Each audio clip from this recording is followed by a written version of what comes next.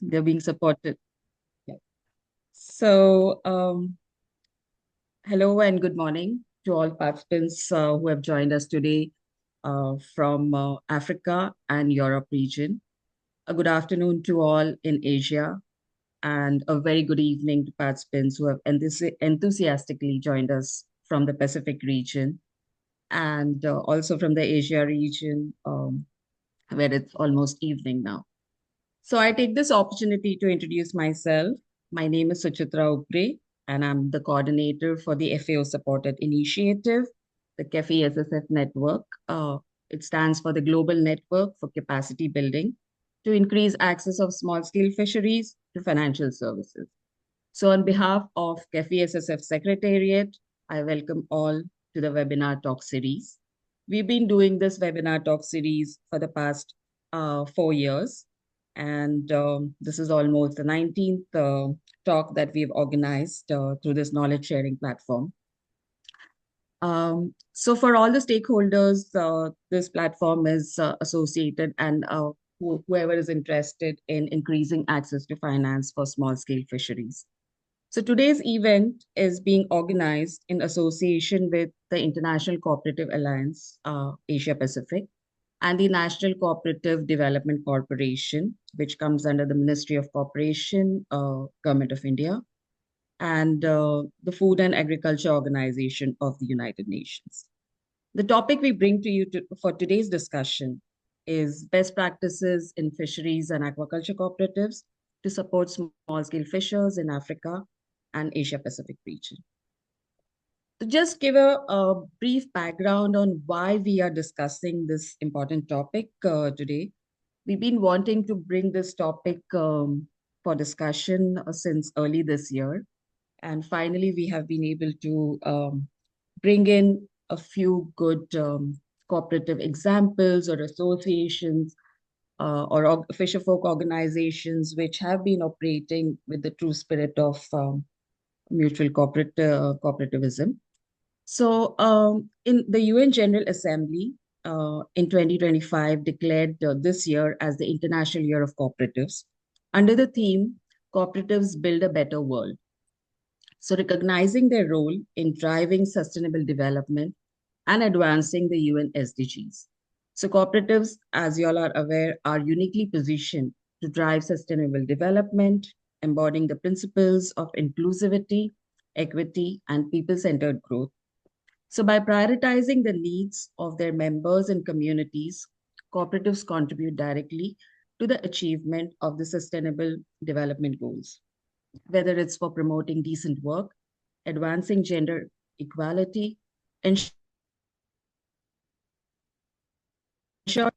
cooperatives provide innovative and sustainable solutions to some of the world's most pressing challenges. So this year has provided an opportunity to raise awareness on the invaluable contribution of cooperative enterprises to poverty reduction, employment generation, and of course, social integrations. So it is precisely in this context, CAFI-SSF Network has organized this discussion to shine a spotlight on the fisheries and aquaculture cooperatives and associations that play a vital role in supporting small-scale fishers and fish farmers. So rooted in principles of collective action and mutual benefit, these cooperatives enable members to pool resources, share risks, and access services that would be difficult to obtain individually. So they contribute significantly to improving livelihoods, promoting sustainable fisheries management, and enhancing socio-economic resilience in coastal and inland fishing communities. So one of the key advantages of the cooperatives is their ability to facilitate access to financial services. So by organizing fishers into formal groups, cooperatives improve creditworthiness and enable members to benefit from loans, insurance, and saving schemes too. So this financial inclusion is crucial for investing in better equipment, adopting sustainable practices, and coping with economic shocks, such as poor harvests or market fluctuations. So coming to the cooperatives, as they play a vital role in increasing investments in SDG 14, the life below water, particularly for small-scale fishers and fish farmers, by enhancing financial access and investments through microcredit and saving schemes, pooling resources for shared infrastructure, and innovative financing models. So with this, I will stop and I once again welcome all the participants. And now we will begin with the discussions. So to give a broad outline of today's program that we have, um, we will first begin with a talk on SSF guidelines and its importance to support and strengthen Fisherfolk cooperatives. Next will be followed by cooperative and collective actions. Thereafter, we have a very important topic on importance of incubation centers to strengthen fisheries cooperatives. After that, we have about 5 presentations from various countries where we have tried to bring in examples and sharing these examples of cooperatives or how the associations have enabled the small-scale fishers to strengthen and form a resilient organization. After that, 10 minutes is allotted for question answer sessions and then followed by the closing remarks. So with this, I would like to introduce you all to the first speaker. Next slide, please. So we have with us Ms. Lena Westlund, who is a team member of the Equitable Livelihoods team with the Fisheries and Aquaculture Division of the FAO. Ms. Lena has an extensive experience in fisheries and development cooperation and has worked on small-scale fisheries. Ms. Lena was actively engaged in development of the voluntary guidelines for securing sustainable small-scale fisheries in the context of food security and poverty eradication. These guidelines are also called famously as the SSF guidelines and now supports their implementation.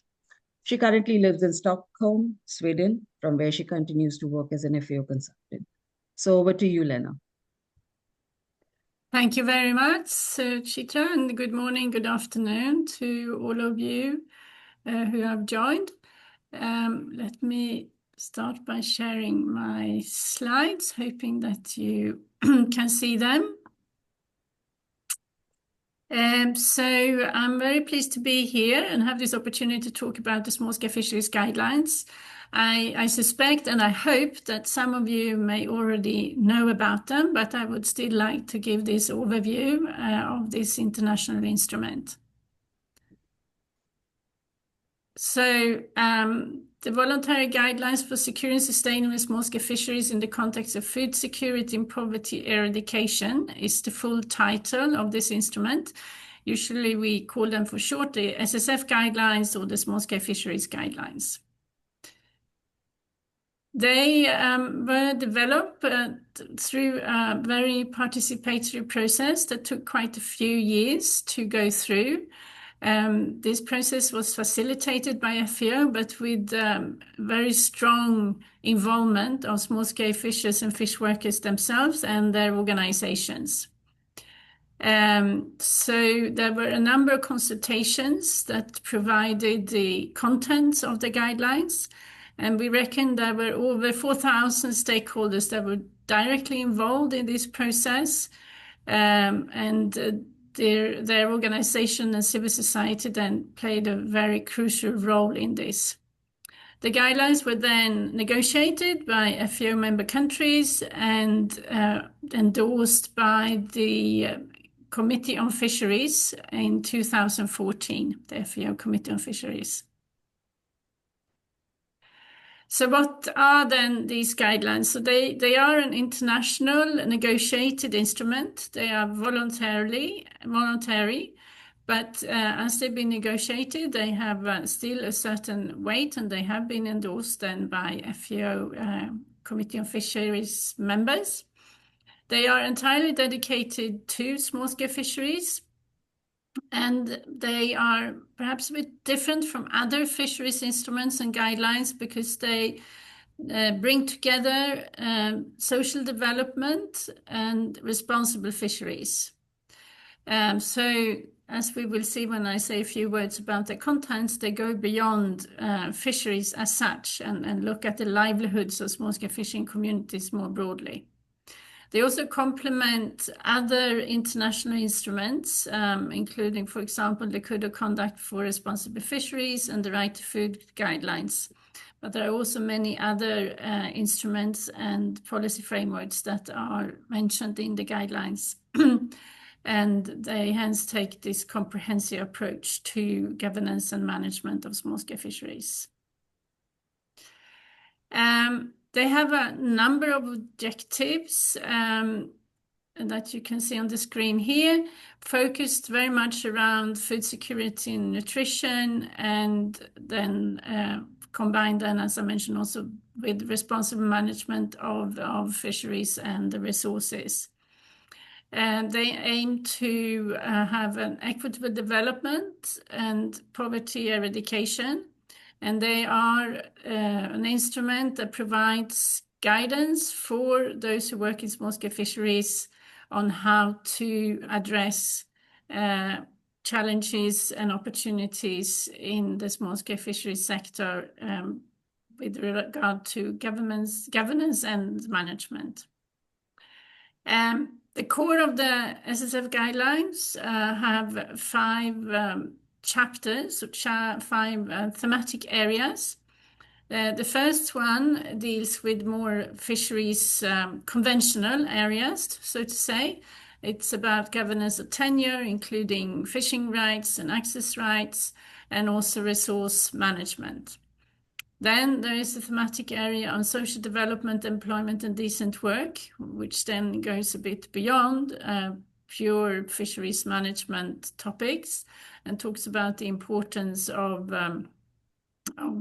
decent work, social protection, elimination of child labor, etc. The third chapter of thematic area is about value chain, the value chain and the post-harvest and trade. As the guidelines scope go beyond just the fishing, it also looks at the whole value chain and in particular maybe the post-harvest sector. Then there are 2 thematic areas that also have their own chapters, but that are also cross-cutting, and there's one on gender equality, which is somewhat related perhaps to the post-harvest sector, since women are often much involved in the post-harvest sector. And the last one is on disaster risks and climate change. These guidelines should be implemented through a human rights-based approach, and participation is a very strong element of the guidelines.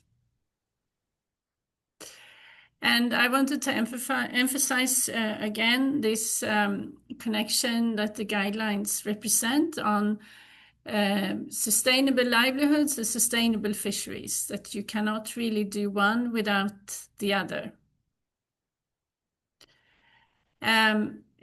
This also then leads to that the guidelines, while they more directly contribute to the SDG 14B, which is on providing access for small-scale fishers to marine resources and markets, they also contribute to a number of other SDGs.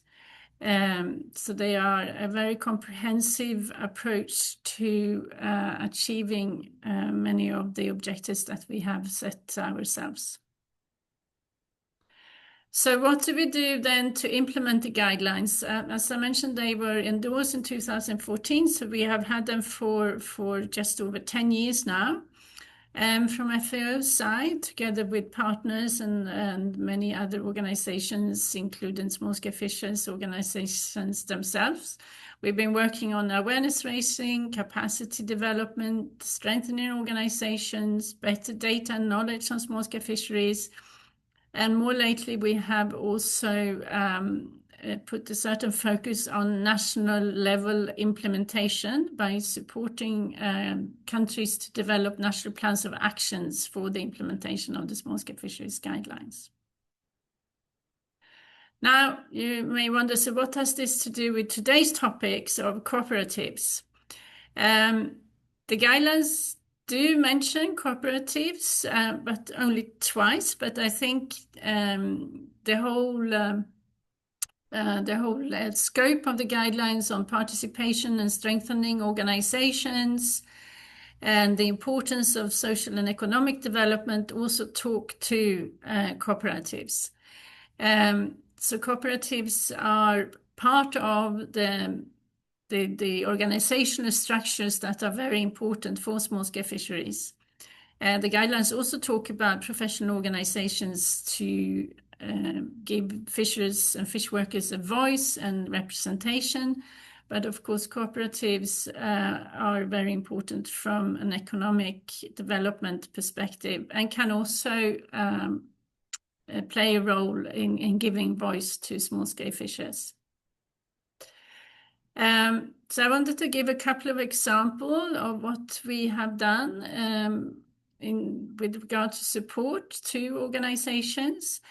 And on the screen you see two examples. One is the support to the Tanzania Women Fish Workers Association, which has included both the actual setting up of this national-wide association consisting of different chapters in different parts of the countries, and also support to village savings and loan associations, which has been very successful to help women groups to improve their businesses and their incomes. We also had support to Indonesian women in processing and marketing groups in East Java, where we worked with these groups to help them improve their product quality and safety, and also their business management practices to improve their incomes.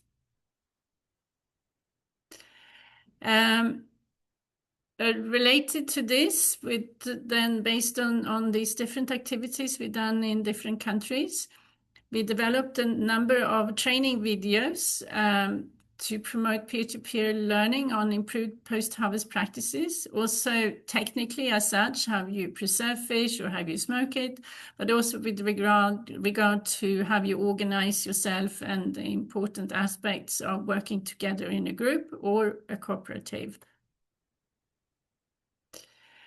So summing this up, I would encourage all of you to learn more about the SSF guidelines, because they are internationally agreed framework for how to work with the small-scale fisheries sector in a holistic and integrated way. They build on the reality of small-scale fishing communities, and they promote strongly then capacity development and strengthening of institutional structures that are important for small-scale fisheries representation and economic development. And with that, I would like to say thank you very much for your attention, and of course happy to answer any questions you may have. Thank you.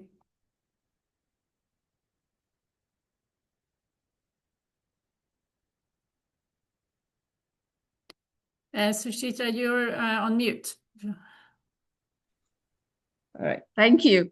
Thank you, Lena, for walking us extensively through the SSF guidelines and drawing the attention to how it is a voice for the cooperatives too.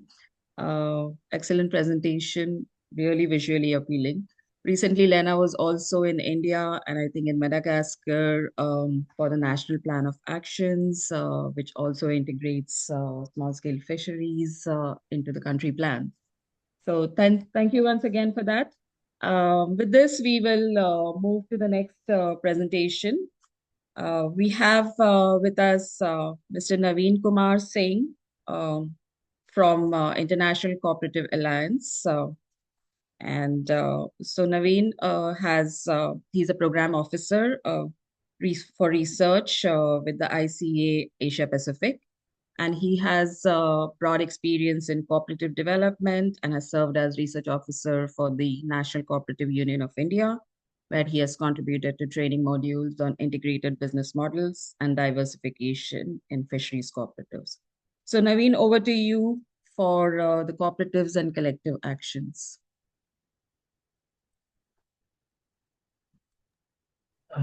Thank you, Suchitra, and greetings from ICA Asia Pacific office, and Thank you to each and everyone for joining us today on this important topic, especially when this is International Year of Cooperatives. So, yes, it also becomes very important that, yeah, this is the second time that United Nations has declared a year as International Year of Cooperatives. First was 2012 and now 2025. The only reason being that as United Nations and the world sees to achieving move towards sustainable development goals, cooperatives become a very instrumental tool to achieving that. So I'll just begin. I just have 5 minutes, so I'll be very quick in my presentation also. Of course, you can see it later on. I'll be sharing with you all, and always you can reach back to me for any queries you have. So ICA is a global organization and is custodian of cooperative identity and cooperative principles for the cooperative movement across the globe. It is based out at Brussels, Belgium, with 4 regional offices across the globe. And I'm from the Asia Pacific office, New Delhi. And we work across Asia and Pacific region, covering 29 countries with 119 cooperative members. And how we work, we have different platforms. As you can see in my slide, that we have different thematic committees, thematic and sectoral committees that we have: agriculture, consumer, cooperative research, forestry. So for Asia Pacific region, we cover fisheries related activities under the agriculture committee activities, where we do engage in capacity building of our members. And then when it is related to trade and business, the trade and business committee comes and supports them. So what we exactly do?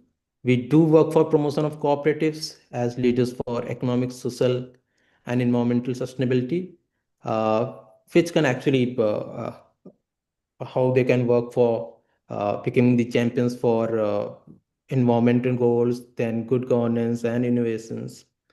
So one thing that I mentioned earlier, that IC is custodian of cooperative principles and cooperative identity, and that you can anytime Google what are these 7 principles. But what it makes more meaningful is understanding the meaning of those principles. And our seventh principle is concern for community. And this principle becomes very important for even today's discussion, because when we talk about concern for community, we talk about the whole community, not just the members or the families related to the cooperatives. But when we are talking about concern for community in the fisheries sector, we are talking about helping the poor farmers to increase their income while maintaining the sustainability of life of fishes and aqua life below the water also. So that is what cooperatives stand for when it talks about development. So ICAP and yes, so ICAP, as I mentioned, that it works across 29 countries with 119 members. Other than that, our global office, International Cooperative Alliance, has several sectoral organizations which work at global level.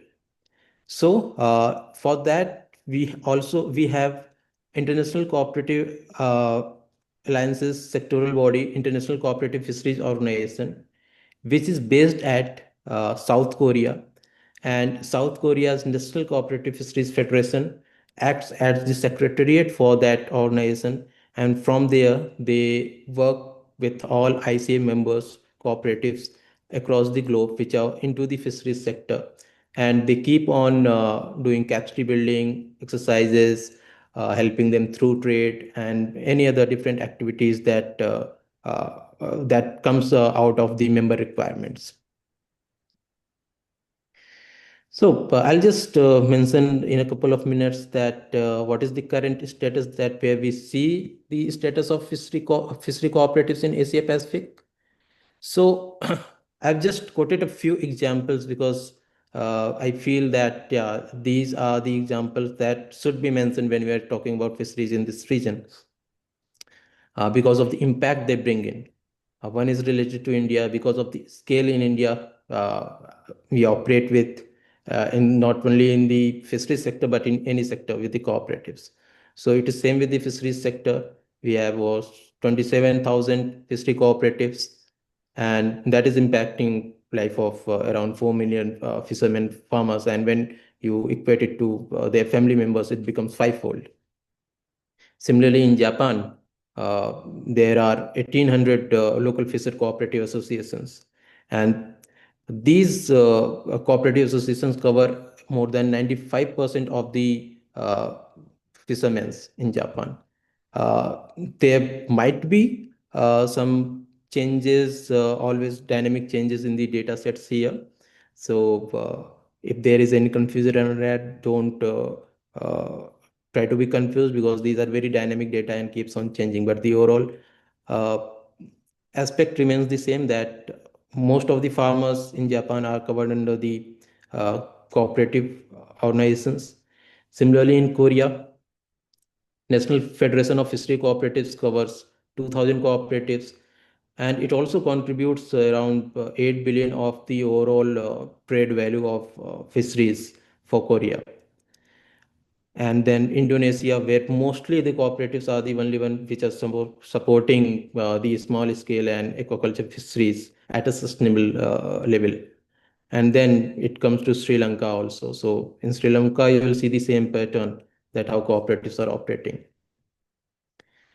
Then you see that there are certain countries where there are favorable policy level implementations that are happening, which is helping the fisheries sector to grow with the help of cooperatives, which is what I've tried to cover in this slide.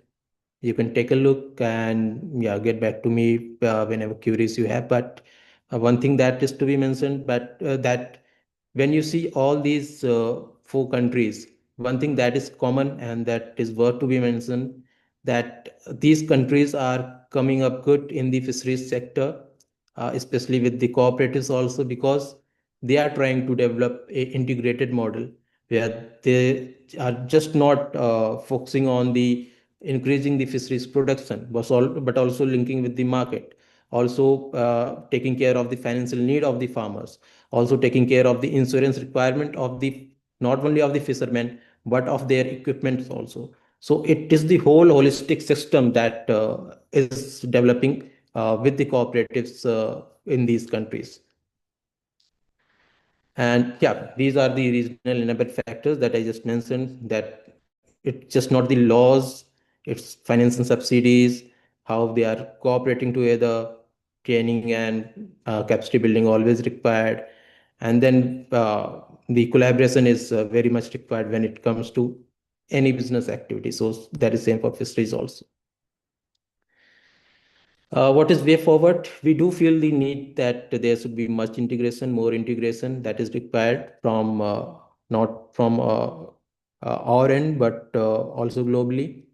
And yeah, because I also come from India, so one thing that is worth mentioning, that even in India, which will be, I think, probably will be covered by our next speaker also, that National Cooperative Development Corporation and organizations like National Fisheries Development Board, they are helping to create integrated models that we are that I just mentioned, and which is having impact over now 27,000 fishery cooperatives across India. And as far as our office is concerned, we do work on creating knowledge products for different sectors and for cooperatives. You can always check that on our website, which include different things like Coop Dialogue, where we cover our member success stories, country snapshot. There we talk about the facts and figures about cooperatives, then training manuals, and then there are research studies and reports. So this is all me. Maybe I've taken a couple of more minutes, but yes, you all can always reach back to me through these contacts. I'll also drop my email ID in the chat box for any queries you have, and how you can contribute to the fisheries sector with the help of cooperatives across the Asia Pacific region. And looking forward to listen to the next speakers. And thank you. This is all from my end. Thank you. Thank you, Naveen Singh, for the elaborate presentation and giving us details of what ICA Asia Pacific does. It was good to also see the country highlights that you have brought, although we already have two next sort of the speakers of the country that are going to cover. But it was certainly a good insight about the ICA initiatives. So with this, we will move to the next speaker. That is, we would like to introduce you to the next speaker from the National Cooperative Development Corporation from India, Mr. Rohit Gupta. So Mr. Rohit Gupta is the Deputy Managing Director of NCDC. He's the divisional head of various programs and services across India and is responsible for the administrative and financial functioning of the corporation. He's an Indian Railway Traffic Service Officer of 2009 batch. And prior to joining the services of Indian Railways Traffic Service, he has worked in the banking industry in Canara Bank and the Federal Bank of India or the Reserve Bank of India. So, Mr. Gupta, over to you to know more about NCDC and its activities related with fisheries. And Thank of you. course, Thank the you, importance of Suchitra. incubation centers to strengthen fisheries cooperatives. Yeah. Thank you, Suchitra. And a very good morning or good afternoon to all of you, depending on which part of the globe you are from. So my topic is regarding the incubation centers. Naveen has already spoken about that, has given you the numerical details that we have got 27,000 fishery cooperatives all over India. And incidentally, India is the second largest producer of global fish production. So we contribute to almost 8% of the global fish production and 4% of the global exports of fish. And basically, there is a lot of scope to do more because the exclusive economic zone, which lies which lies beyond 12 kilometers from the shore, that part of the coastline is yet to be explored to the fullest extent. So fishery cooperatives have been encouraged, and we are encouraging fishery cooperatives, and the incubation centers are also encouraging those who have had their trainings here to explore these areas. And even Government of India has increased the financing for deep sea trawlers to the tune of rupees 1.2, about 12 million rupees per trawler. And this is one of the key thrust areas of the Department of Fisheries, or rather the Ministry of Fisheries and Ministry of Cooperation as well. So it's a privilege to join you all today for a discussion on this incubation centers. So we have already covered that fishery cooperatives are the backbone of many coastal and rural communities. And incubation centers actually function as a nurturing hub to provide mentorship to finance, capacity building, and exposure to technology and markets. So we have a LIFIC center, that is, we have a training academy called Lena, and in we have launched this LINAC and NCDC Fishery Business Incubation Center in the year 2001. For it is India's first dedicated fishery incubator, training in the field of entrepreneurship and cooperative development. And it also works in close collaboration with organizations such as NIDAC, Asia Pacific Rural and Agricultural Credit Association, Asia Pacific Association of Agricultural Research Institutions, and Collaborative Alliance for Fishery Innovations in support of small-scale fisheries. So through these collaborations, LIFIC has built a robust system for cooperative development and has successfully trained almost 336 participants across 23 batches. So out of these 336 participants, 72 of them were women, and that reflects the commitment of LIFIC to gender inclusion and empowerment in the fisheries value chain. So, and out of these 336, I'm happy to share with you that 116 of these have already implemented their business plans on ground, and 87 of these have gone on to register themselves as fish farmer producer organizations. So these are basically larger cooperative societies across diverse Indian states like Jammu, Kashmir, Tripura, Madhya Pradesh, Tamil Nadu, Gujarat, Uttar Pradesh, and Bihar. And even otherwise, like if we set aside the cooperative societies, 29 incubators have launched their own individual fisheries businesses. So the contribution of LIFIC has demonstrated entrepreneur initiative and independent enterprise development. And one batch out of these was conducted exclusively for women, and another batch was conducted exclusively for aspiring entrepreneurs from the northeastern part of the country. So thus it is closely aligned. The Incubation Center of LIFIC is closely aligned with the Sustainable Development Goals of the UN, and we are trying to contribute our bit to achieving those goals. And noticing its success, Government of India has also has in fact launched 3 additional fisheries incubation centers at Mumbai, managed Hyderabad, and CIFT Cochin to expand innovation, the capacity building, and cooperative management in the fisheries sector.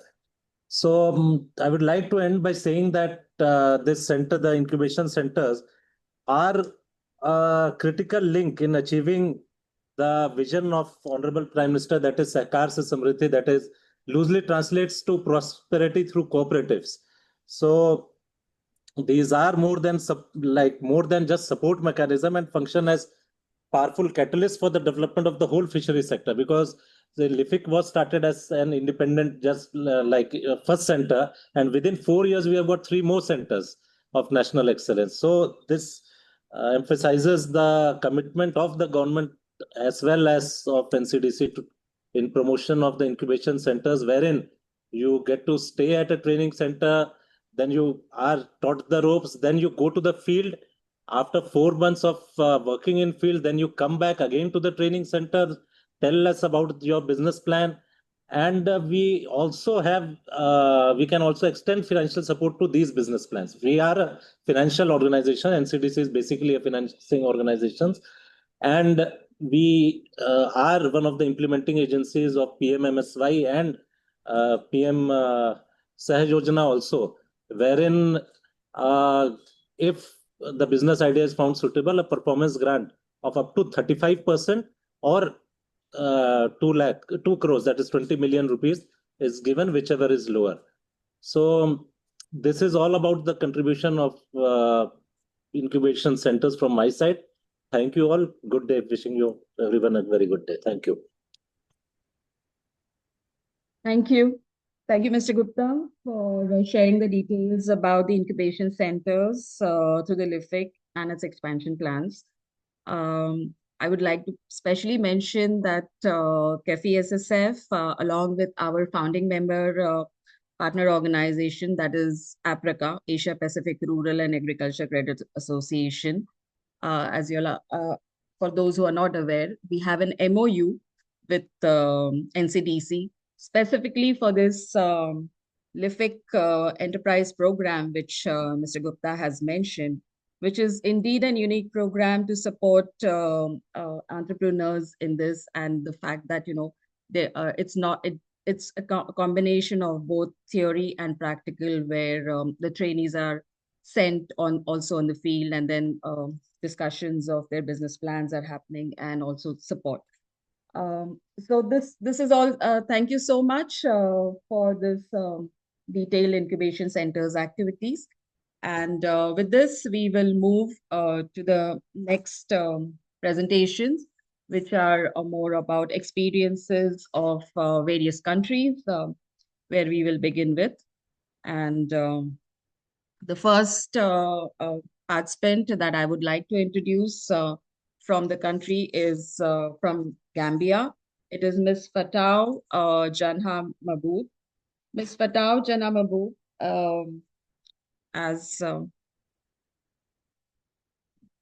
Dugyu, can you just bring the slide of Ms. Fatau? So Ms. Fatau Janha Mabou is the founder of Tri Oyster Women's Association of Greater Banjul area in Gambia. So Ms. Mahboob has championed the user rights of oyster harvesters by spearheading the development and official gazetting of the oyster and cockle co-management plan in Gambia. Her leadership in advancing environmental stewardship and community empowerment has earned her global recognition, including the prestigious UNDP Equator Prize. So, Ms. Mahboob, over to you for sharing the experiences of the Thai Oyster Women's Association initiative. Thank you. Thank you very much. Thank you. Good morning to everyone. Good afternoon. Good evening. Here in the Gambia is good morning. And we are very, very happy to join this webinar. We are glad that you also invited us so we can share our experiences with you. The other was unlocking the potentials of the women, poor women in the Gambia, who are in the Gambia. Traditionally, women are the only ones that does oysters and cockles. Traditionally, men don't do it at all. So as a result, women have been sidelined for the longest time. So we are now happy to be coming out. We have the support of donors like FAO, Fish for ACP. We are grateful to them because they are now showing us what we can do, and we are very much privileged. So if you see in my presentation, the first one, we talk about the cockle management plan. The women, the women organization is a community-based organization with over 600 women that are registered. But we do have over thousands of women right now that are not registered. And we've been working with these 600 women, trying to train them to understand the value of the mangroves, the environment. At the same time, they raise their standard of living.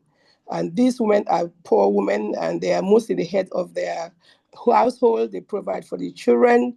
I mean, they and take care of everything in the house. So, but I must say that we are very proud because the Gambia government has given the women the exclusive use rights to manage its natural resources. It doesn't just happen. This is in sub-Saharan Africa. This is the first time in history that has happened. So the women, are you going by the slides, or because I don't have my slides. I'm just talking on different. We'll support you. That's what I was about to check with you. Okay. Yeah, but it's okay. I can still speak on my slides. So we have the co-management plan approved, and then these objectives of the co-management plan is the biological, ecological, social, and economical. Now, the most thing we do here is the closing of the season. The oysters were abundant in the Gambia before. It's very cheap. It is very cheap compared to other countries, because oysters are not valued as they should, because they have been harvested by poor people under poor conditions. So now the women came together and said, okay, there are more and more women doing oysters. So okay, let us find a solution. The oysters are growing smaller, and because of climate change, they are not what they are supposed to be. So the women decided themselves, through PRAs, say, okay, we're going to close down 8 months of the year and do only 4 months, harvesting. And this was very difficult for the women, but they were able to do that because of the sizes and then, all that. So now we are very pleased that it's difficult for the women, but we are doing that now, and it's been very successful. So that's one of the achievements we have got with the co-management plan. And then if the next slide is we had training was very important. For these women are mostly not educated, and they can read or write. So we had to use, let's say next slide, please. We had to use programs for them to understand how to manage the resources in their communities. Like, that's why we have, you can see these, we use my animations like training them how to harvest, how much to harvest, when not to harvest, and how to decide, the community deciding for themselves what to do and how. So it has worked very well, because the women themselves, they are taking control over their natural resources. So what we did was, after this, we did the planning, the oyster harvesting, the oyster culture rather. This oyster culture, as you can see, the first one is they use bamboo sticks, and then they use oyster shells, and then it takes about 6 to 8 months before the oysters can be harvested, and then they work in groups. And as you can see, the next one, this is the harvest. After the oysters have been planted, that is, they tie in strings, in bamboo sticks, in the water. After 6 months, this is what they were able to harvest. And they are very pleased, because this has not happened. They haven't done that before. Although it's still rudimental, but it's cool. We are very happy. Then the next one, what we did now, through the help of FAO, Fish for ACP, we are now doing improved methods, like putting the oysters in the baskets, and so the women don't have to go down the water every day fetching for oysters in the wild. So now this is what we are doing. They put the oysters in the baskets and then go every 2 weeks to clean. And then they harvest the oysters, and it's much more palatable. And then we can also grade the oysters and sell to which we want. This is what we want to do, to be able to sell to hotels and restaurants and other business entities. And this one, you can see the cockles and oysters are the same. Not the same, but they go line in line. The women have realized that the cockles have been diminishing. There is not much cockles like before. As I said before, there were not many people doing oysters and cockles, and they were in abundance. Now, because of climate change and all, it's not. They are not realizing what they should be. So you see the women here, they are planting the cockles. They throw the cockles and let them rejuvenate. And then this is through the help of Fish. I must say, these are all, Fish and FAO. So then the next slide, we think that the youths, we think we should involve the youths, the young generations, because the women, as I say, they are all, mostly they can't read or write, and their children have gone to school.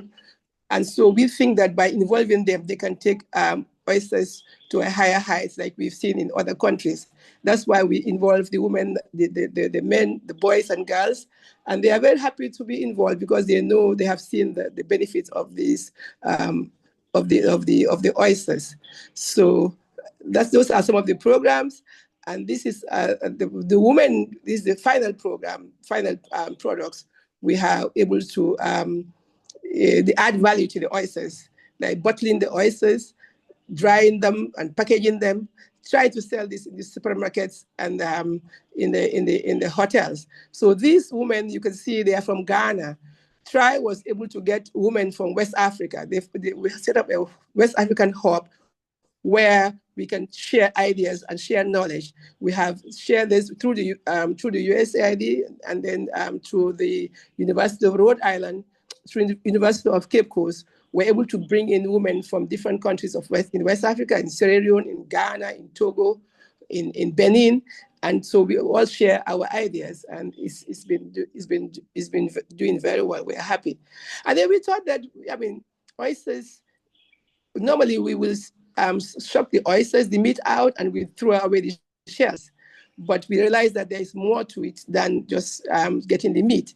So through the Fish for ACP, we're able to get another value, like for example, the jewelry and handicraft manufacturing from the oyster shells. You can see these are painted. We have magnets, we have jewelries and everything. This is through the FAO, and we're able to sell this to the tourists in the tourist market. As you know, Gambia is a tourist area. So the tourists are very happy, and we are happy to be able to produce this. At least this is the first time in West Africa that we are trying to make use of the byproducts of the oysters.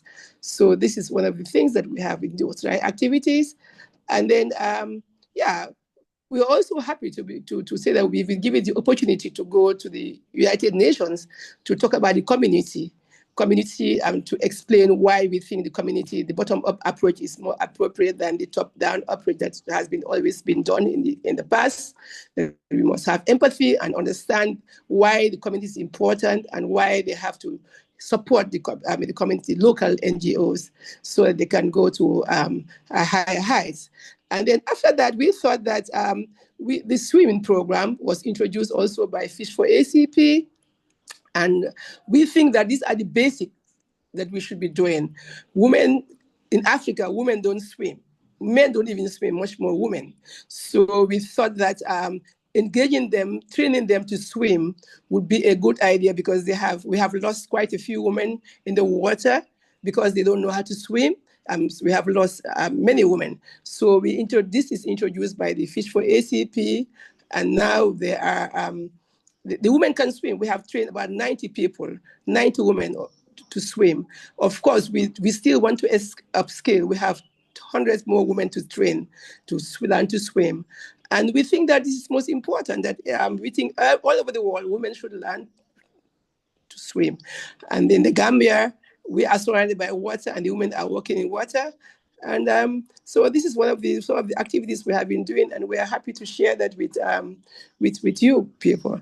And this is I thank you all for your kind attention. If you have any questions, please let me know, and we will be happy to answer to your questions. These are the happy women. They are very poor, but still they are very happy. Thank you very much. Thank you. Over. Yeah. Thank you. Thank you, Ms. Mahboob, for sharing the wonderful work of the Tri-Oyster Women's Association in such a remote area. And in spite of maintaining the strict closed seasons of 8 months, it is well appreciated how the value additions and the market linkages have been developed. I also recollect way back in 2012, when the International Year of Cooperatives was there, Dr. Daniela has also documented TRI's work then, and there's also a policy brief there.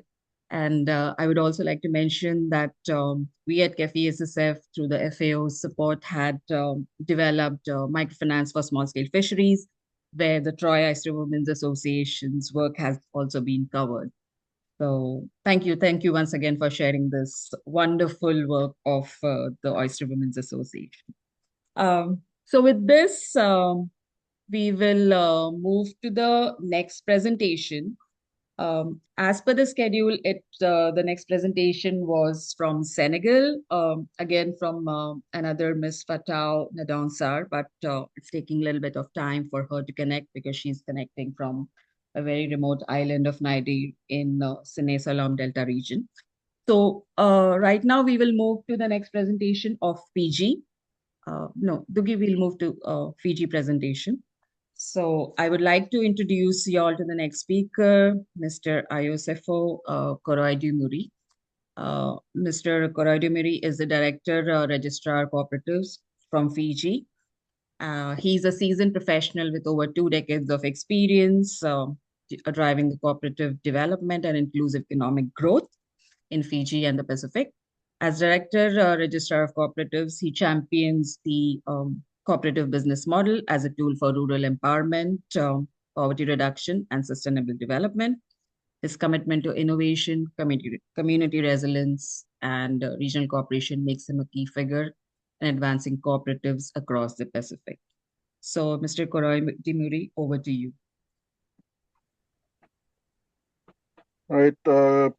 Good evening, everyone. I'm in a remote place, so hopefully you can. I'm not so sure if you can see me, but I hope you can hear me. Right? Yes, we can hear you. Oh, okay, great. We can just go straight into the slides. If you have my slides over there, if you can just pull it up, please. Sure. I'm not so sure you will be able to see me as well, or okay.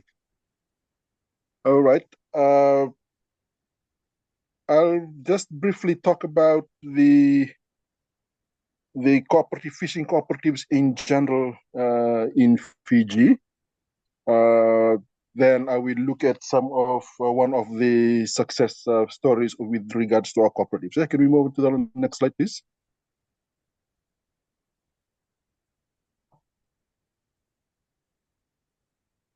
Right. In a general snapshot, in Fiji, total registered cooperatives is 2,369. Currently operating about 817. In terms of memberships, little over 30,000. And in terms of assets, about 26 million. So from here, you can have a general feel of the states of cooperatives in Fiji. We are very small island states right in the middle of the South Pacific, end of the South Pacific. We are a small state, but we are big in sea resources. So that is a general snapshot of our cooperative in general. Next slide, please.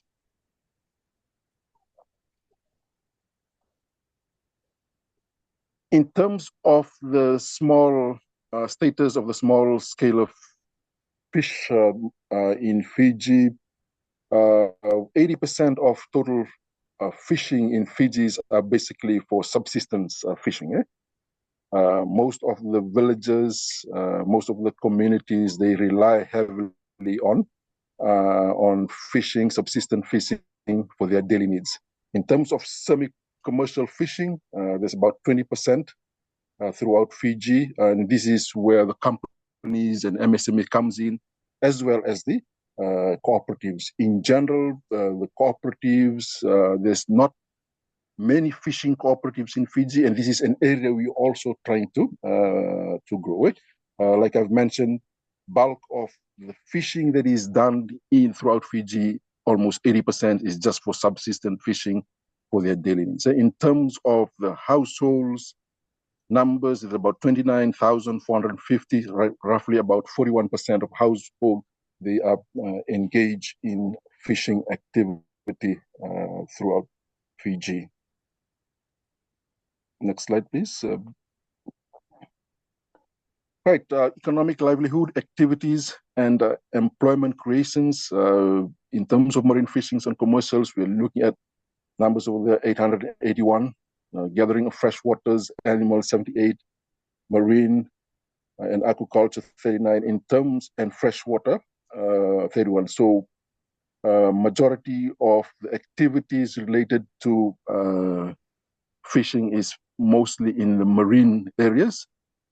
In terms of employment creations, we are looking at about 1,048 throughout our fishing cooperatives in Fiji.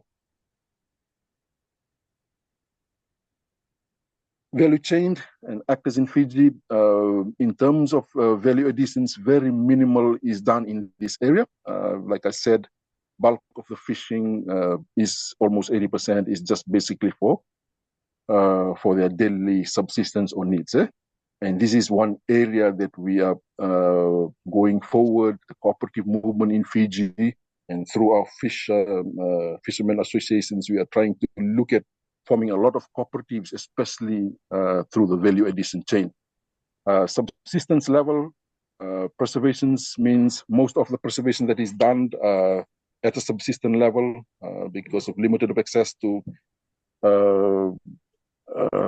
smoke fish. If you can see over there, there's a lot of these smoke fish, and that are sold directly to the markets, vendors, and also by fishermen. In terms of commercial level, deep sea fish, which are sold to middlemen, business partners in hotels, and exporters as well.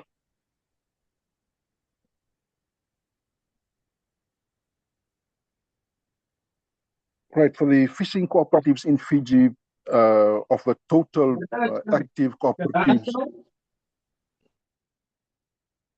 of the fishing cooperatives in Fiji, of the total active, which is about 870, out of that is 39 registered cooperatives, and memberships is 470. So you can see from here that there is not many cooperative fishing cooperatives that are currently in existence, and this is an area the government is looking at in trying to grow the fishing cooperatives, looking at the whole value supply chains. Right now, we have about 39 total registered fishing cooperatives.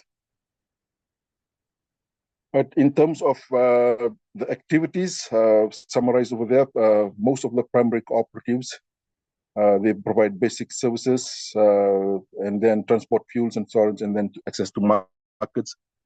So we are looking at farming primaries and then the secondary cooperatives where they can do all those value additions, packaging and all those things, and then linking them into the market. But again, like I've mentioned, these the activities that we've stated over here, a lot of those are in the primary cooperatives, basically for daily consumptions, and about 20% of them is for businesses.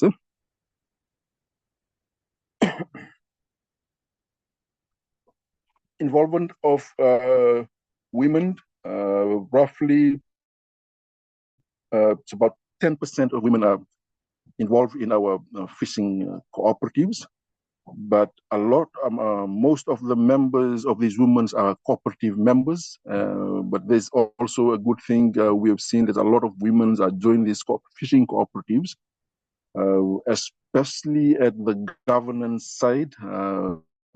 Most of the women are in the boards of those cooperatives. And yes, we've seen a slight increase before.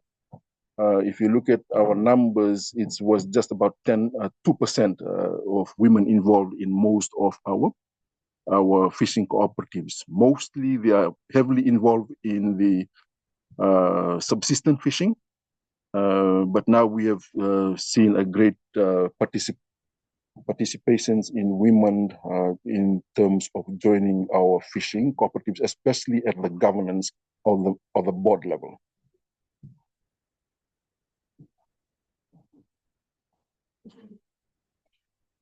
Right, for policies, this is another area that that is handled by the Ministry of Fisheries. We don't, at the moment, there is no direct policies in regards to this.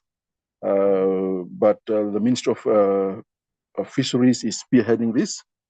We have partner or conduct awareness. Sorry, Ministry of Fisheries under its Coastal Subsistence Fisheries Project plays an internal SOP for all fishing groups, associations to formalize as a cooperative. So in terms of policies, there's no direct national policies, but there are SOPs that can be found under the Ministry of Fisheries that are actually encouraging all fishermen associations forming into cooperatives. As a result, right now we have formed 12 cooperatives with them registered. This is where FAO partner comes in. Also, our local university and JICA, the National Development Plan, and also the SDG 14. We have started with one cooperatives for this one here.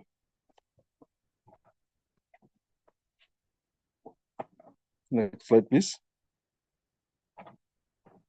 Support services, like I've mentioned, most of our fishing association, it is the Ministry of Fisheries, they are responsible for this. And in terms of capacity buildings, fishermen groups, and provisions of equipment such as solar freezers, fishing boats with engines fed to support food securities and economic needs. So most of our fishermen associations groups, they are spearheaded by the Ministry of Fisheries and the other ministry support, especially through this is where the Department of Cooperatives or the Ministry of Cooperatives comes in. We are trying to formalize these fishermen associations forming into cooperatives. And if you notice that right now from just 12 cooperative fishing cooperatives a few years back, now we have about 39 fishing cooperatives altogether in Fiji. Right, and technology, it's very basic in terms of technology interventions. using our installations of GPS in fishing vessels. That is spearheaded by the Ministry of Fisheries. Electric slicing machines, something that we are working with our rural fishing cooperatives as well. And the use of digital scales, especially with our used by our cooperatives. Before, there's no digital scale is normally used. So again, in terms of technology, very basics that is used amongst our cooperatives.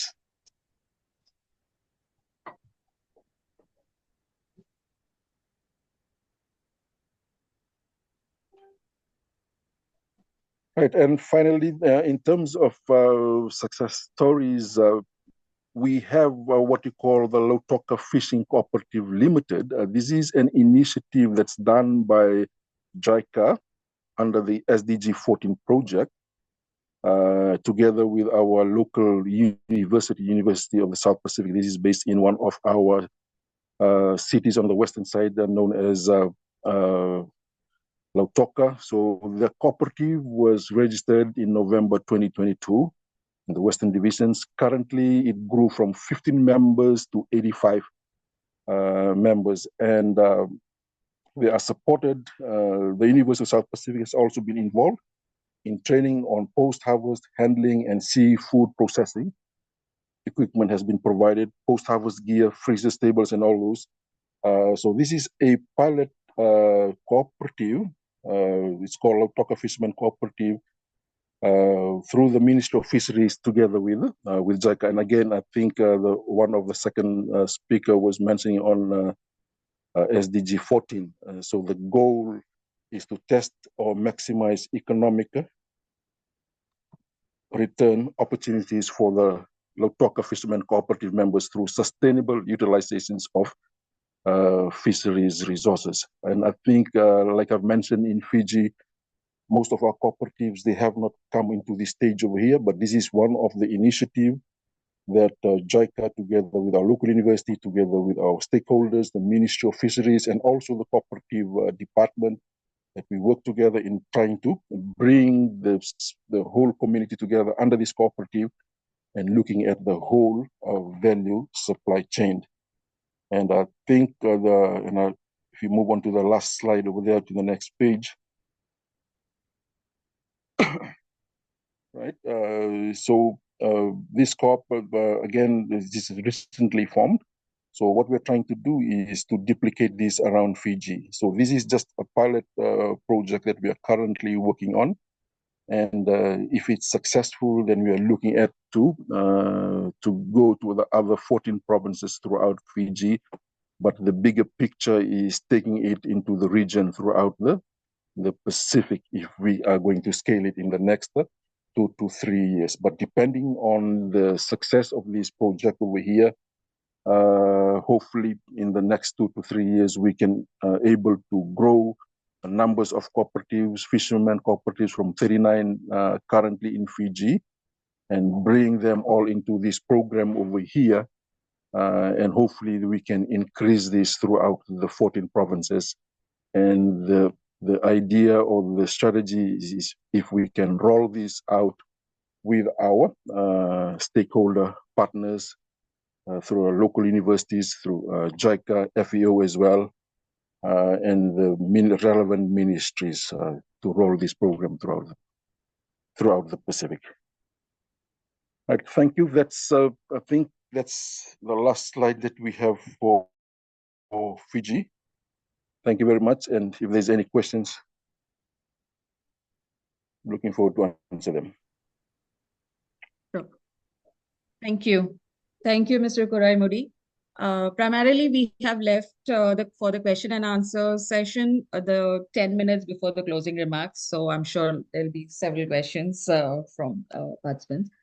But I would like to thank you, Mr. Kuraimudi, for highlighting the Fiji's cooperative scenario and the initiatives that are being undertaken by your organization.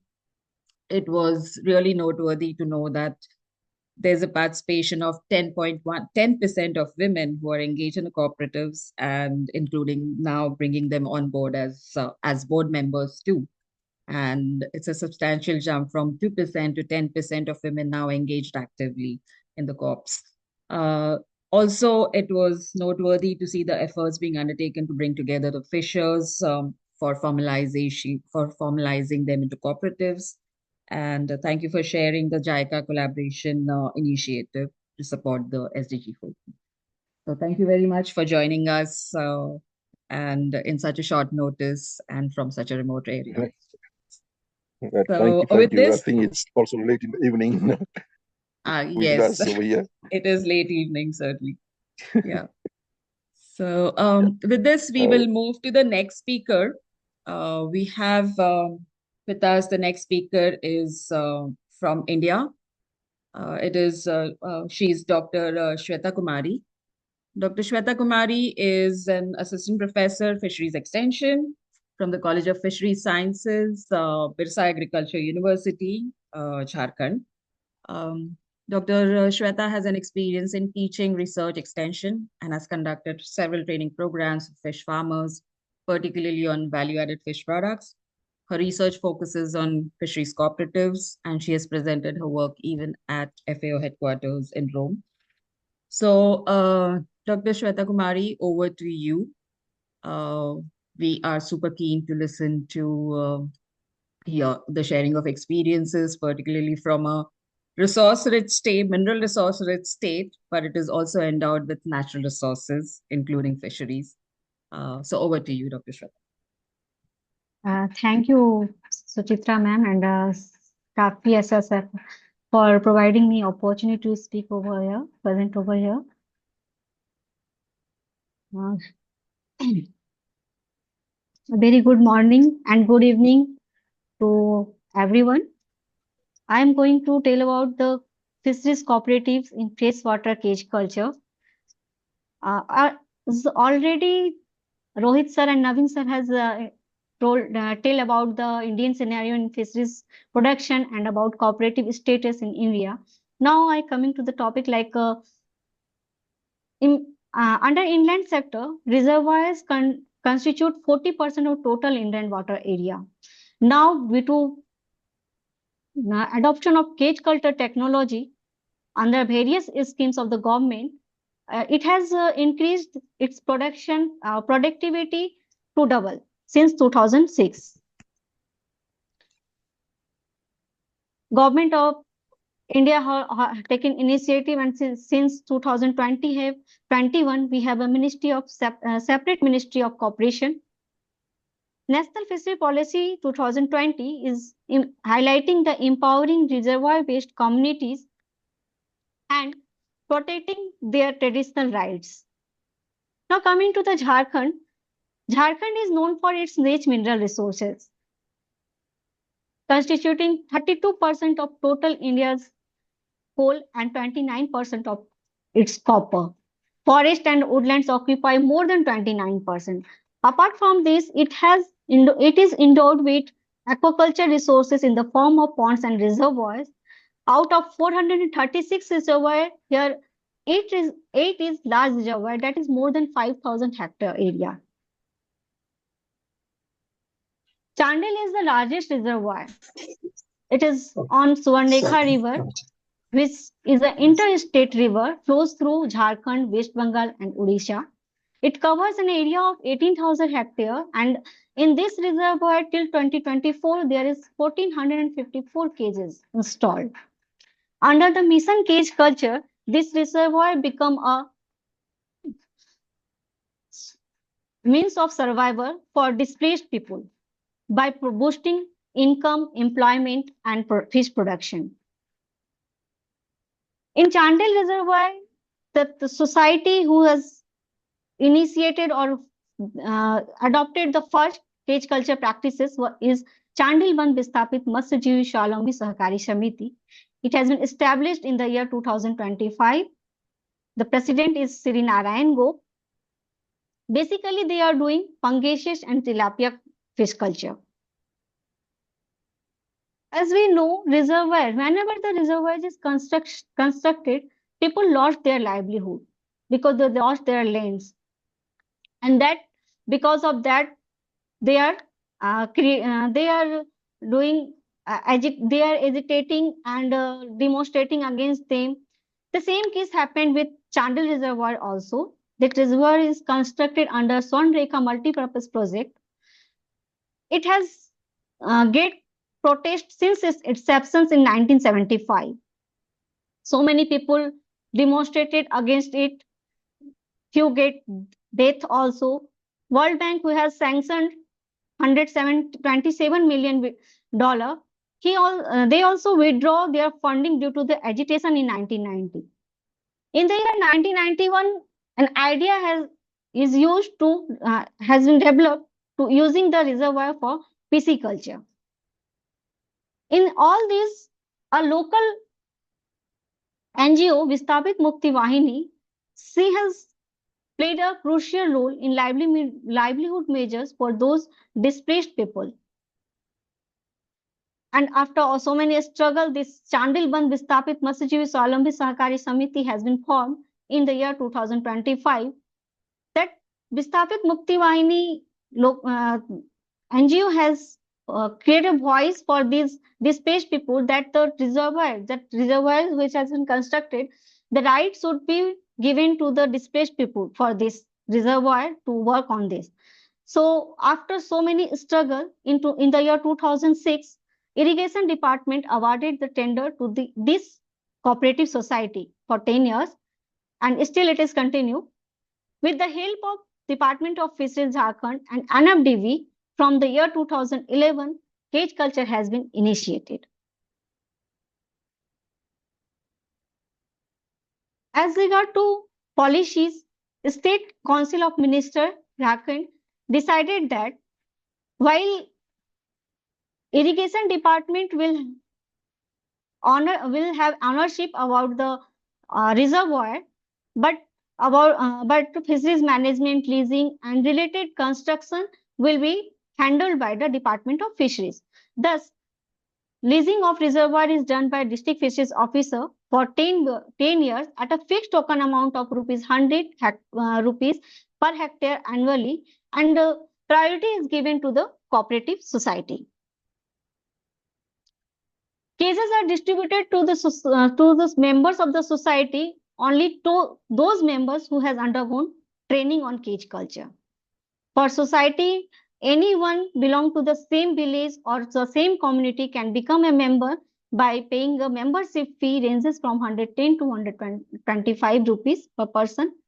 The thing is that members have to pay 5% of their production in terms of money to the cooperative society. In these all activities, government plays a major role. He supported these displaced people. Department of Fisheries organized 5 days training to these people to make them skilled in cage culture technology. They also provided financial support for cage installation and inputs according to the schemes they have. At present, in this society, there are 350 members. Each members have around 2 to 3 cages. They are earning an average of 3.5 lakh annually.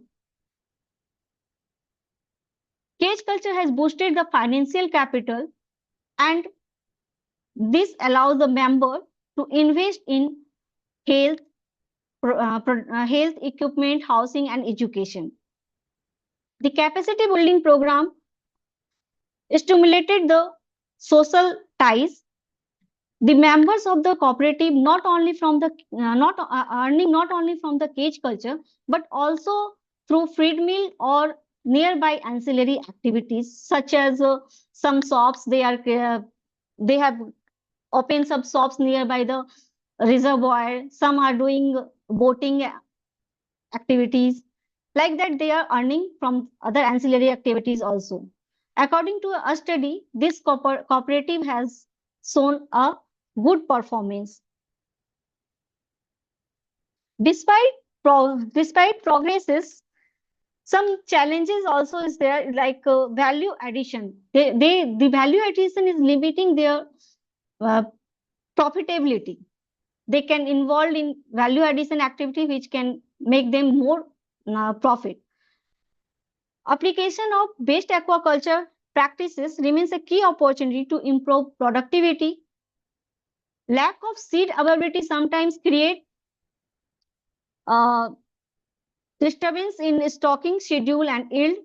Market linkage and relationship also creates an opportunity to secure better price and expand markets for cooperative members. With all this, we can say this cage culture in Chandel Reservoir, in which the cooperatives are involved, has been successful with synergistic efforts by government organization, non-government organization, and community participation.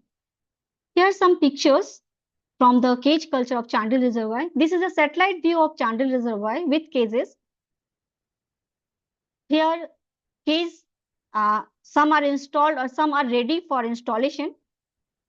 This is a cage with cage house. Feeding of fishes in cages by the farmers. Monitoring of cages by fish farmers. Here, fishes extension officer is monitoring the cages. Here also. Visitors also going to cage by seeing. It's a feed mill established nearby Chandel Reservoir only. It has a capacity of 2 tons per day. It has been established in 2016. In this feed mill also cooperative members are involved and they are getting profit. With this, thank you. And I also want to thank district fisheries officers like Dr. Arup Chaudhary, Mr. Roshan Kumar, Mr. Pradeep Kumar Singh, and cooperative members like Mr. Narayan Go, Mr. Samal Marandi, Durga Charan Ratwar, and many other members who have supported in giving me this information. Thank you everyone for listening me. Thank you. Thank you, Dr. Shweta, for highlighting and shining a spotlight on this wonderful Mission Cage Culture initiative for a country like India, which has about 75 to 80% freshwater resources. I think for the cage culture, freshwater cage culture initiative gives a lot of scope for unlocking the untapped potential of the freshwater resources. And we are glad to see the collaborative efforts that were put forth by the NGO, Department of Fisheries, and the co-ops. And it was great to see that you've been the voice for this cooperative society members, and you also kind of acknowledged them. So thank you very much for sharing this. With this, we will move to the next presentation. This is a slightly different presentation that we have this is from Senegal, and Ms. Fatau Nadongsar, who is still not able to connect to us, but she has already sent her unique introduction and the initiative that is being done under the National Oyster Value Chain Stakeholder Networks. So, Dugi, if you can share Ms. Fatau's introduction, Ms. Fatau Sar's introduction. So she has worked, she's the president and of the local federation of economic interest groups in Senegal.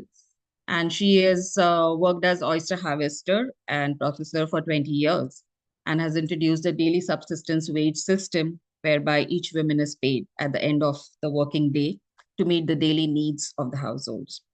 The Philogy, or the Local Federation of Economic Interest Groups, as they call it, has 500 women representatives, while the Renache's CV Yoxis, sorry, I'm not so good in French, has 13,000 SSF actors as members.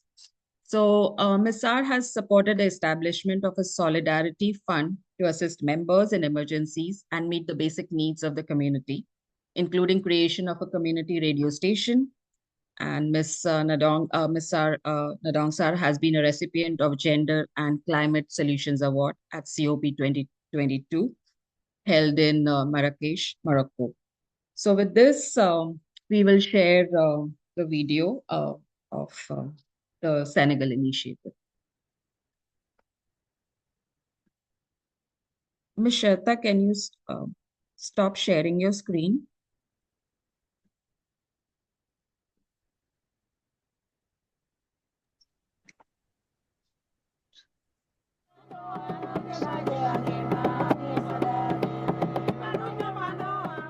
Bonjour, je m'appelle Fatou Ndangsar.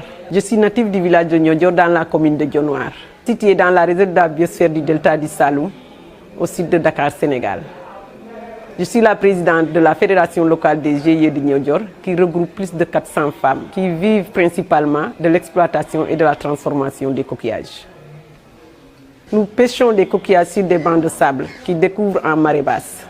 Accompagnés de nos partenaires, on est arrivé à promouvoir nos savoir-faire traditionnels et les moderniser sur l'ensemble d'un cycle de transformation. Cela nous a permis à devenir un modèle de la pêche artisanale dans la sous-région ouest africaine. Cette activité nous permet de lutter contre la pauvreté, renforce notre pouvoir de femmes et de filles en nous donnant une autonomie financière. Ceci contribue à notre sécurité alimentaire en nous assurant une vie saine et de promouvoir le bien-être pour tous. Le village compte 25 GIE qui regroupent chacun 25 femmes. Ce sont ces unités fonctionnelles de l'activité de pêche qui nous a permis d'organiser à la fois la collecte et la transformation. Nous disposons d'un site de transformation dont la capacité ne permet pas de recevoir l'ensemble des 400 femmes. Nous pratiquons donc un système de rotation. Ceci permet la diffusion et l'échange d'informations. Toutes les semaines, tous les GIE se réunissent pour pratiquer un système d'épargne individuelle. Une cotisation permet en plus de mettre en place une caisse de solidarité pour subvenir aux besoins des personnes en difficulté. Nous avons été accompagnés pour mettre en place des pratiques de gestion telles que le repos biologique, la rotation d'exploitation des sites, la mise en place d'une taille minimale de pêche. Nous avons également mis en place le regroupement des vasières, le reboisement de la mangrove pour soutenir le captage des huîtres que nous pêchons. Ces bonnes pratiques pour la restauration et la conservation des coquillages nous a permis de renforcer la disponibilité des stocks et donc d'améliorer les captures. Ceci contribue à pérenniser notre sécurité alimentaire et améliorer nos revenus. Nous sommes conscients de la vulnérabilité de notre écosystème mangrove face au changement climatique, au risque des pollutions et à la surexploitation. Face à ces menaces, nous diversifions nos activités en mettant en place des projets de gestion et d'adaptation. En plus des coquillages, nous transformons d'autres ressources naturelles comme le poisson, la crevette, les fruits forestiers et les céréales. Pour pérenniser ce patrimoine mondial de l'UNESCO qui nous est cher et qui est agressé de tous côtés, nous appelons aux dirigeants de ce monde de respecter leur engagement pour le développement durable.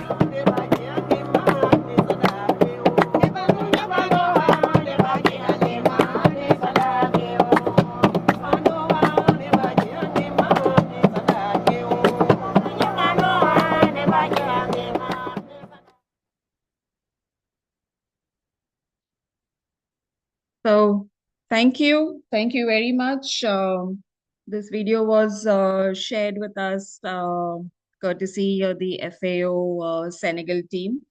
And if there are any questions, since Ms. Fatah Sar does not speak English, but she speaks French, but she'll be supported by Ms. Fatah Mabouk from Gambia, who can take up, who will be happy to respond to any questions, if there are any questions for the Senegal team. So with this, we will move to the last presentation. And so I would like to introduce our representative from Japan, Mr. Keiichi Fugiyachi-san. He's the Executive Director, Japan Fishing Vessel Insurance Association, the FVIA. Fugiyachi-san has been working for Japan Fishing Vessel Insurance Association for the last 30 years. And he has extensive experience in the insurance operational departments of underwriting and claims. He's currently involved in overall management as a representative of Japan Fishing Vessel Insurance Association. The reason why we have brought him on board is also because Fugiyachi-san, although FVIA is not a part of CAFI-SSF steering committee, but they have been in principle supporting us. They've also taught us a lot of good initiatives that can be introduced for small-scale fishers and fish farmers for the insurance distributions, some unique methods. So over to you. We've been learning a lot from Fugiyachi-san for the past 6-7 years since the inception of CAFI-SSF network. So Fukiyaji-san, over to you to listen to the FEIA's initiatives to support the cooperatives.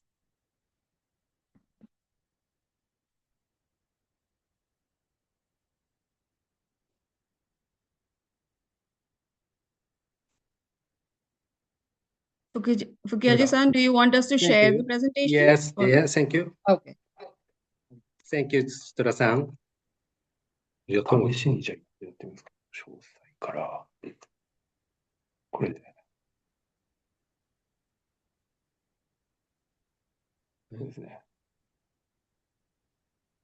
ダメだった。はい。Are we able to share it?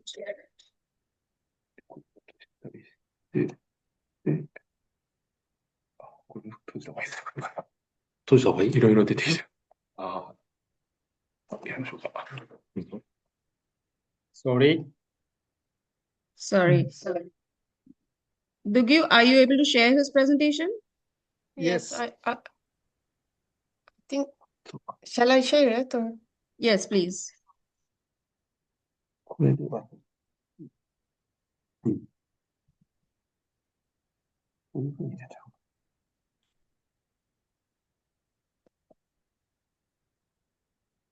Thank you, Suchitra-san. Hello, everyone. Thank you for this opportunity to introduce the fisheries cooperatives and fishing vessel insurance in Japan. あれダメかな声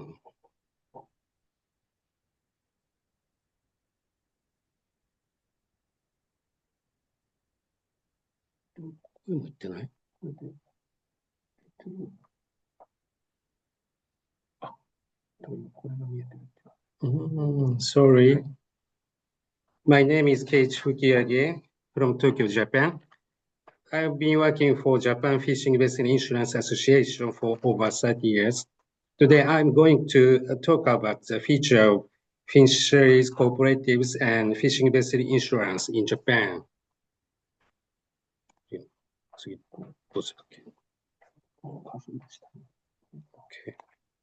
You could see the sample image photo of a fishing port and fisheries cooperatives. This is a slightly larger type. And next, this is a smaller type. As you know, Japan is surrounded by the sea and has long coastline with numerous bays and peninsulas. So there are many different types of fishing port and fisheries cooperatives. So number one, at first, overview of fisheries cooperatives. Fishery cooperatives are an essential organizational infrastructure for Japan fishing industry, present in every fishing village and fishing port throughout the country. Half a century ago, there are approximately 3,500 fisheries cooperatives. Today, due to measures, the number has dropped to around 100, but the number of locations, including branches, is approximately 2,000. Fisheries cooperatives are mutual cooperative organizations that perform tasks common to all fishermen, such as selling the catches of their member fishers, providing bait, fishing gear and fuel, and providing banking, insurance, and fishing rights management. Fishermen are thus able to focus only on their fishing activities. As a result, they play a wide range of roles, including promoting the fishing industry and improving the welfare of their members, managing fisheries resources and fishing area, and revitalizing fishing villages centered on the fishing industry, thereby contributing significantly to the development of Japan's fishing industry and fishing villages. Next, organization of fisheries cooperatives. Fisheries cooperatives in Japan are established pursuant to the Fisheries Cooperatives Act. This law was enacted with the objective of promoting the development of fishermen's cooperative organizations, thereby improving their economic and social status and increasing the productivity of the fishing industry, thereby contributing to the development of the national economy. It also stipulates that the purpose of establishing fisheries cooperatives is to provide direct dedication to its members through the operations of the cooperative. Fisheries cooperative members are defined as fishermen who reside within the cooperative district and engage in fishing for more than 90 days a year. In addition to paying dues, members have equal voting rights, 1 vote per member, and the right to elect officers. The law stipulates that a fisheries cooperative must have minimum membership of 20. Operations of fisheries cooperatives. Fisheries cooperatives' operations are diverse, mainly involving guidance on fishing operations, sales of fishermen's catches, purchasing of supplies such as fuel, fishing gear, aquaculture bait, and food, essentials for fishermen's operations, credit service as banking, mutual aid as insurance, and coordination for use of fishing area. Next, fisheries cooperatives as a contact point for fishing vessel insurance. Fishing vessel insurance, established in 1937, became compulsory in 1952 with a portion of insurance premiums covered by government subsidy. In addition, fishing vessel insurance handling service began through fisheries cooperatives, resulting in dramatic increase in the number of fishing vessels covered. The fact that fisheries cooperatives throughout the country acted as a contact point for fishing vessel insurance has become an extremely important framework for promoting fishing vessel insurance and increasing the number of fishing vessels covered. Without fisheries cooperatives, it would not have been possible to provide fishing vessel insurance with low premiums and comprehensive services such as promoting insurance contacts and responding to marine accidents. When fisheries cooperatives handle the procedures for fishing vessel insurance contacts for individual fishermen, collect insurance premiums, and pay them to the Fishing Vessel Insurance Association, the Fishing Vessel Insurance Association pays 10% of the premiums to the Fisheries Cooperative as commission. Next, please look at this organization chart. The Fishing Vessel Insurance Association consists of member fishermen. When the fisherman entered into fish insurance contact with the association, he becomes a member of associations at the same time. The fisheries cooperatives, there are about 2,000, have functions similar to the insurance agent in the private insurance company. The fisheries cooperatives collect the insurance premium from the fishermen and pay it to the insurance association. The government reinsures the Fishing Vessel Insurance Association. Next, fishing vessel insurance services at fisheries cooperatives.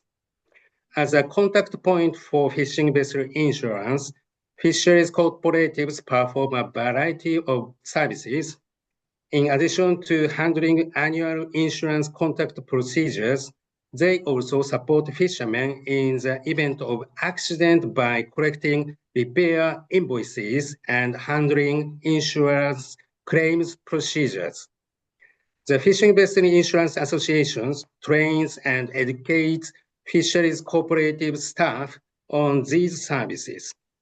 In addition, fishing vessel insurance also works to prevent accidents by holding training sessions on accident prevention for fishermen, providing subsidies for engine maintenance and inspections, and the installation of marine buoy rights.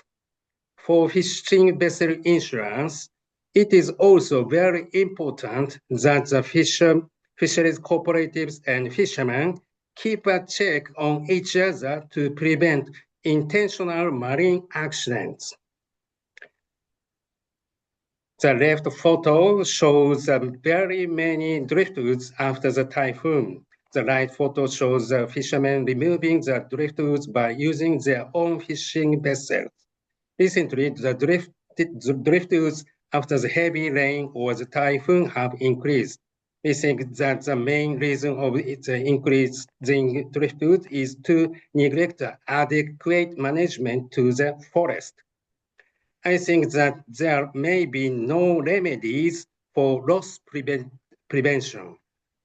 Daily inspection, adequate operation, and observance of regulations are the most important main measures for fishermen to prevent the loss and make a safe voyage.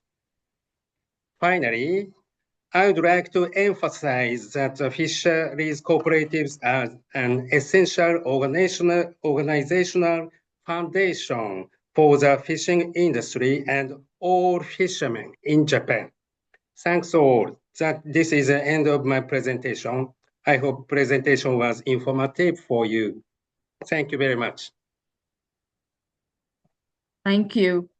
Thank you, Fugiaji-san, for walking us through one of the most advanced associations in the world that supports fisheries cooperatives. And it was really noteworthy to see how the fishermen themselves are equally responsible for the loss prevention. And the onus is so much given on the fishers themselves, and the fact that each fisher has to be a member of the cooperatives at the village level. So with this, we end most of the experience sharings of various countries, with the most advanced one, which we discussed, of Japan. Thank you. Thank you so much. Now we will move to the closing remarks by Dr. Daniela Kalikoski. Dr. Kalikoski is the team leader of the Equitable Livelihoods team, the Fisheries and Aquaculture Division of the FAO.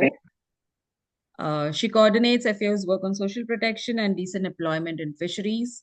She has over 20 years of work experience in FAO and elsewhere, and has a solid theoretical background in fisheries management, with particular emphasis on fisheries co-management and community-based management, acquired during her PhD at the University of British Columbia.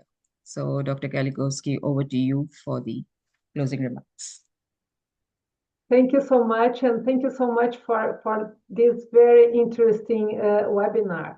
I think we need more of those now. So, as we conclude today's webinar, I would like to extend my appreciation now to our speakers. I think we had very important and good presentations from Gambia, Fiji, India, Senegal, and Japan, with very stimulating examples of the importance of cooperatives and how they work and how they make a huge contribution now in terms of us moving towards food security and poverty reduction. I think we have reaffirmed now that fisheries cooperatives are central to achieving the inclusive and sustainable small-scale fisheries development. They enable collective bargaining, they facilitate access to financial services, and they strengthen market linkages.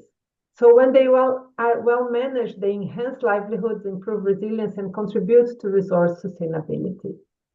However, as we know, cooperatives continue to face a number of challenges, including limited access to credit, weak governance and management capacity, inadequate infrastructure, and the effects of climate change on fisheries productivity, and then how that impacts on their development.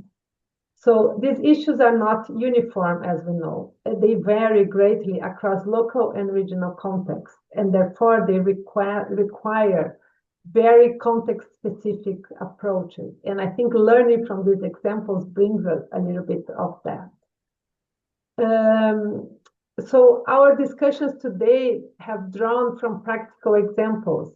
So the example from Japan was extremely interesting on how long-established cooperatives have shown their role in promoting and negotiating the fishing vessels insurance and helping to prevent accidents at sea. We know how difficult it is to achieve fishing vessel insurance due to the right risk. In India, the cage culture has enhanced productivity, improved livelihoods, and promoted sustainable aquaculture practices, improving income stability.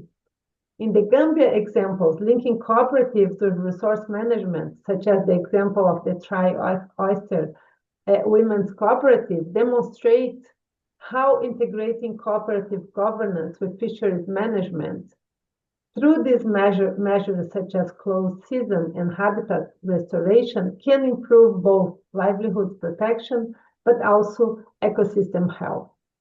In the Fiji and Senegal examples, they demonstrate that value chain diversification, including fish processing, storage, and collective marketing, increases local employment, economic return, and resilience to market fluctuations. So these examples confirm that successful cooperatives share key features: strong member ownership, financial accountability, technical capacity, and integration with supportive policy frameworks. Based on both the evidence and the country experiences that were discussed today, I take some key lessons out with me. So member-driven governance. Cooperatives are most effective when fishers are fully involved in decision-making and management processes. Integrated service delivery. Beyond credit, cooperatives must offer bundled services: financial literacy, insurance, cold chain support, market facilitation. Capacity development, long-term investment in leadership, business management, and technical training is critical for cooperative sustainability. Transparent benefit sharing and accountability with clear rules for profit distribution and monitoring help maintain trust and attract external financing.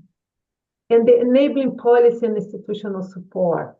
National cooperative laws, tenure rights, and access to government programs must align to create a conducive environment for cooperatives to grow.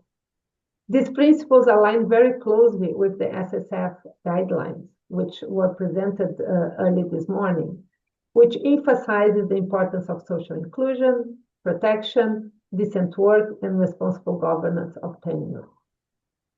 As we look ahead, it's important to build on the significant progress already achieved through the International Cooperative Alliance, as we learned today, through the National Cooperative Development Corporation. The Asia-Pacific region alone counts, and we've seen this today, over more than 1 million cooperatives with many, many millions of members. These initiatives have improved access to finance, strengthened governance, and enhanced the value chain participation for small-scale fisheries. As we mark the 2025 International Year of Cooperatives, several focused actions can guide, I think, our next phase. We need to strengthen institutions and policies. Governments should integrate fisheries cooperatives within national cooperatives and fisheries strategies, ensuring clear legal recognition, as mentioned by the presenter from Fiji, for instance. We need investment in capacity and leadership. Targeted training in financial management, governance, and digital tools remains key for improving cooperatives' performance and transparency. Partnerships with cooperative banks and microfinance institutions can expand credit access. Collective marketing and value addition should be scaled to increase profitability and resilience. Through the ICA and the NCDC's incubation centers, Africa and Asia Pacific can continue exchanging experiences on cooperative models, market innovation, and climate adaptation. So this South-South cooperation is key for to learning more and to scale up successful stories. So in summary, today's discussions highlight that fisheries cooperatives are not just economic entities. They are key to feeding the world and provide the proper instruments for inclusive growth and sustainability when properly supported. Strengthening their governance capacity and access to finance should remain a shared priority across governments, development partners, and fisheries organizations. Thank you so much for the dialogue and the insights, but we more than ever, we need to move from conversation to action in order to strengthening the cooperative development. Thank you so much. Thank you. Thank you, Dr. Kalikoski, for the elaborate summarization of this program. Since we are running short of time, I skipped the question answer sessions, but in case there are any questions, participants are free to ask us. Also, what I'm seeing in the chats is a lot of exchange of information because I think this webinar has brought out a lot of information which needs to be shared amongst the participants, and CAFI-SSF will be happy to do that. So with this, in case there are any questions, feel free to kind of ask us right now. We still have another 2-3 minutes. Okay, so there is a question from Miss Katrina. Good morning or good afternoon. So I actually work quite a lot with small-scale fishers and cooperatives, and also coming from a region where cooperatives, or a country where cooperatives, it's quite a new concept. What I wanted to find out from the discussions and actually from the case studies that were just presented by the various members, I wanted to find out, since most of them are actually donor funded, how after, like for example, Fish for ACP, once the project has completed, how have, for those now that have done quite a lot of projects, and this question is actually for Lena, how have some of the cooperatives actually sustained themselves thereafter? Because one of the challenges that I've observed, especially in our region, which is the SADC region, is that once a project comes to an end and there's no more financing, it's like the project, that cooperative also like it doesn't continue anymore with the activities that they were doing. So I just wanted to know, how have some of these activities created a sustainability plan for continuity, and then also for them to be able to scale up so that they can be actually independent and also source their own financing. And then the other question that I wanted to ask also, although we've got incubation centers, how are we creating this de-risking? How are we de-risking, especially in terms of financial access to financial resources? Because a lot of times we are training them on how to become entrepreneurs, but I think one thing that we miss is actually how to de-risk, especially to the financial institutions, and as well as also how they can access certain things. Like we spoke about the voluntary guidelines. How can they access infrastructure? How can they access markets? And then they become sustainable markets going forward, just like the private sector. Thank you. That's what I wanted to ask. I am actually from Namibia, but I am working for the SADC Secretariat on a Profish Blue project that is also dealing with cooperatives and incubation networks. Thank you.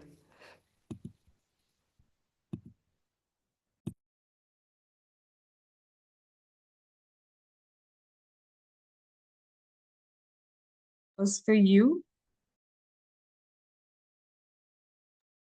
Lena, I think Katrina had this question for you. Thank you, Katrina, and thank you, Suchitra. Yes, this sustainability after projects is, of course, a question that is very relevant. I think the important is that it's important to think already from the beginning of an intervention what the sustainability is and how you can build financial capacity of cooperatives and organizations from the start. We are doing more work on this now also in the context of when we provide trainings or small equipment infrastructure for women fish processing groups to understand the cost benefit of this, what are the possibilities for women to scale up these initiatives on their own to be independent from projects. It's not always easy, but I do believe we are getting better at it. And it's very much a question of thinking of the exit strategy from the very start. So you don't propose solutions that you may even understand from the beginning that they can't be sustained. But there's no easy answer as such. Thank you. Okay. Thank you. Thank you. So we have one more question here. This is for the NCDC team. Shweta? Okay. Yes. So would NCDC team like to take this question? As I understand, Mr. Gupta has left for the meeting. So Mr. Chaudhary has this question for NCDC regarding the impact of the incubation centers in general. And he is asking about the level of repayment capacity of NCDC supported fishermen. Are there any NPAs particularly? Fortunately for the second answer, it is that we don't have NPAs. We can't hear you, Shweta. You're muted. No, I'm not muted actually. Hello? Am I audible? Shweta, your voice is very low, very faint.